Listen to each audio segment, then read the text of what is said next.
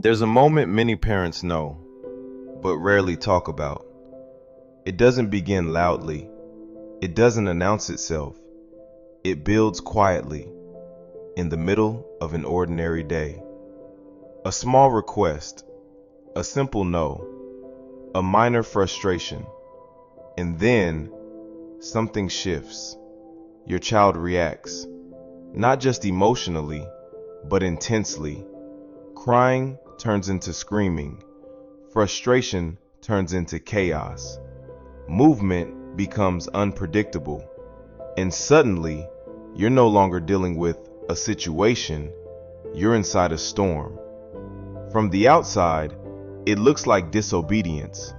It looks like they're ignoring you, like they're choosing not to listen, like they're pushing boundaries on purpose. And in that moment, everything feels personal.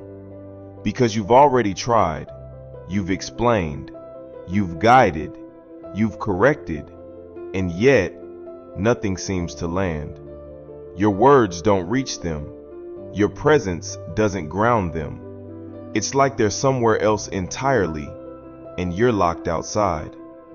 And slowly, a thought begins to form. Not loud, not immediate, but persistent. Why is my child like this? What if I told you that what you're seeing right now was misunderstood for over 100 years?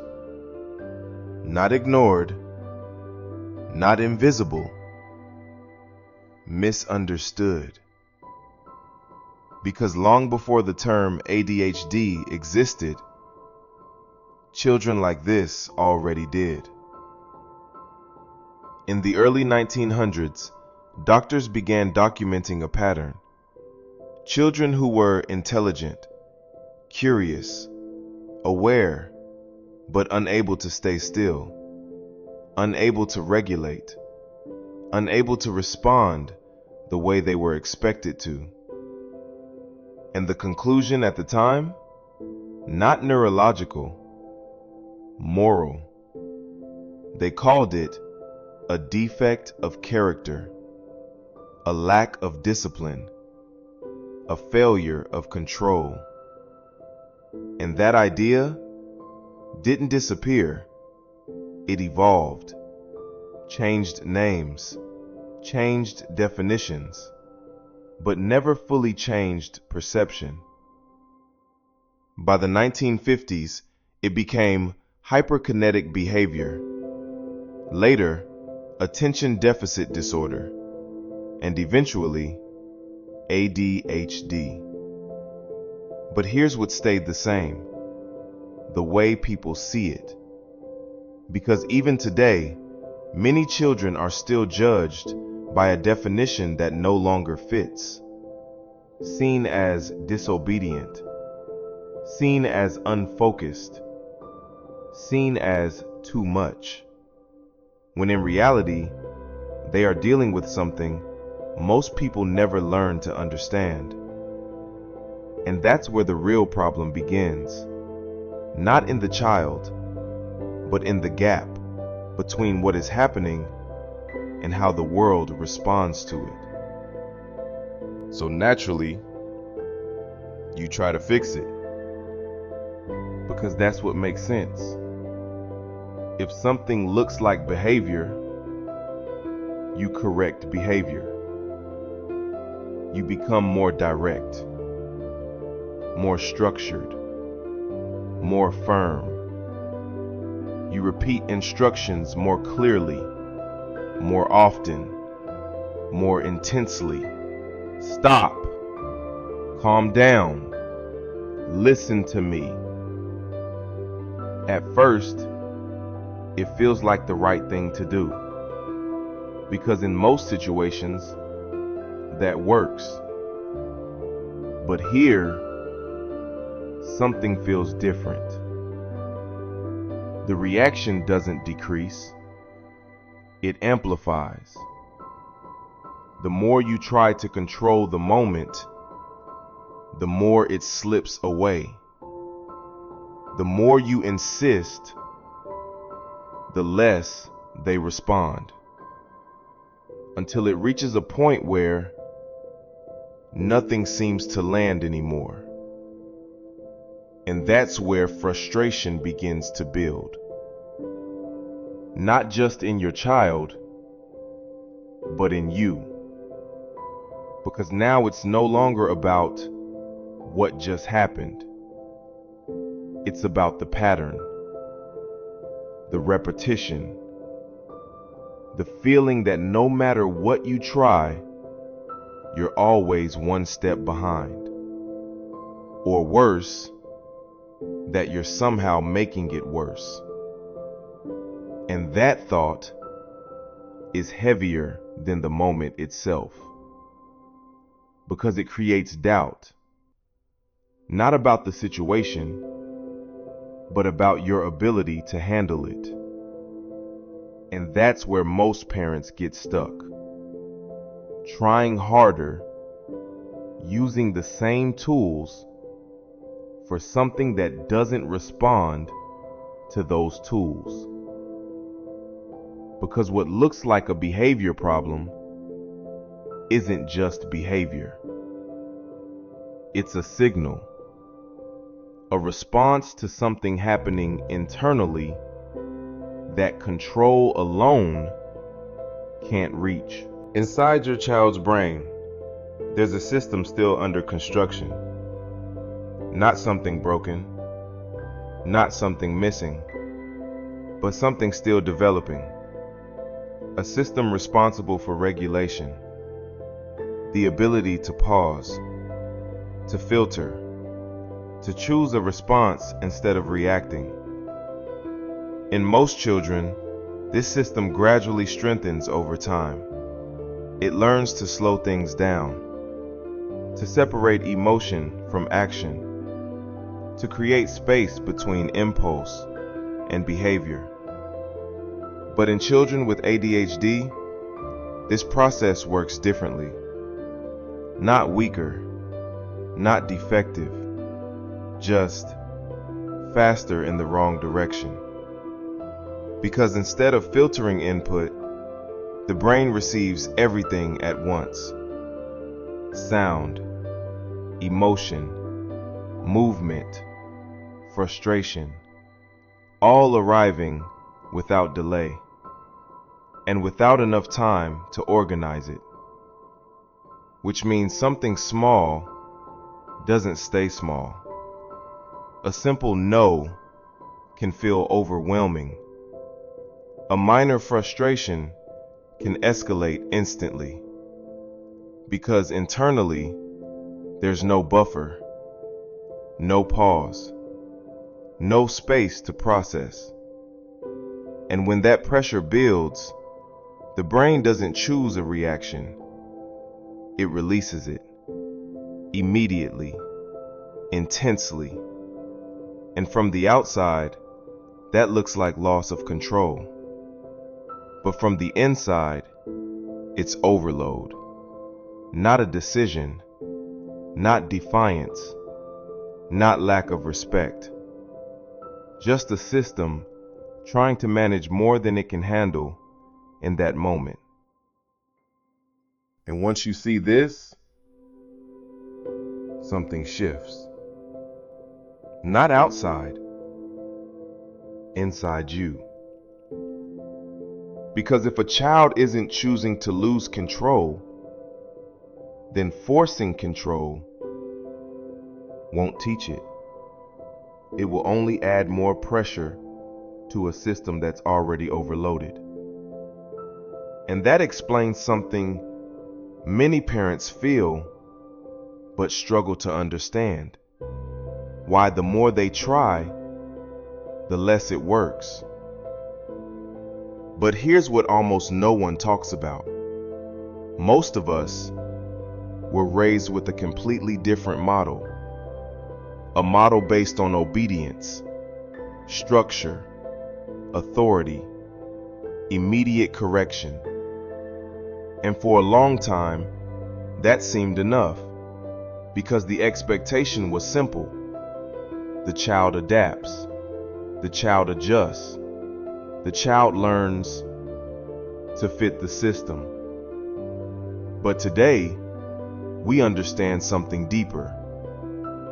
In the United States alone, over 7 million children have been diagnosed with ADHD. Globally, millions more are navigating the same internal challenges. And what that revealed is something uncomfortable. The problem was never just the child, it was the model. Because traditional discipline assumes something critical, that the child has access to control in the moment it's required. But in many cases, they don't. And that's why new approaches started to emerge, not based on control, but on understanding. Not on forcing behavior, but on guiding regulation. And today, parents have access to something they never had before. Information, real strategies, psychology-based methods, tools that go beyond just behave. You can see it everywhere. Books, research, and even here on platforms like YouTube. But here's the difference. Access alone doesn't change anything. Understanding does. Because without the right lens, even the best method becomes just another attempt. And that misalignment is what keeps the cycle repeating. So what actually helps doesn't start with control. It starts with awareness. Because in those moments, when everything feels like it's escalating, your child isn't looking for correction. They're looking for regulation. And that changes how you respond. Instead of raising your voice, you lower it.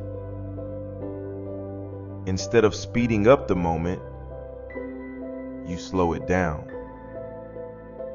Instead of trying to stop the behavior immediately, you stabilize what's underneath it.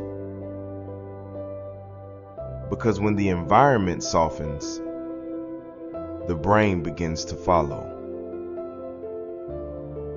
And slowly, what felt like chaos starts to lose intensity. Not instantly, not perfectly, but consistently. And that's where the real shift happens. Not in forcing the child to change, but in creating conditions where change becomes possible. Because a regulated child can listen, can process, can learn. But an overwhelmed child can only react. And this is where something deeper reveals itself.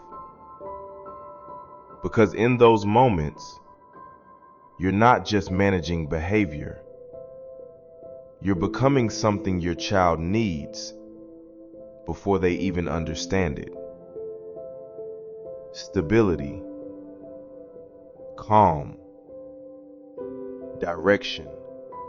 You become the reference point, the place where things make sense again.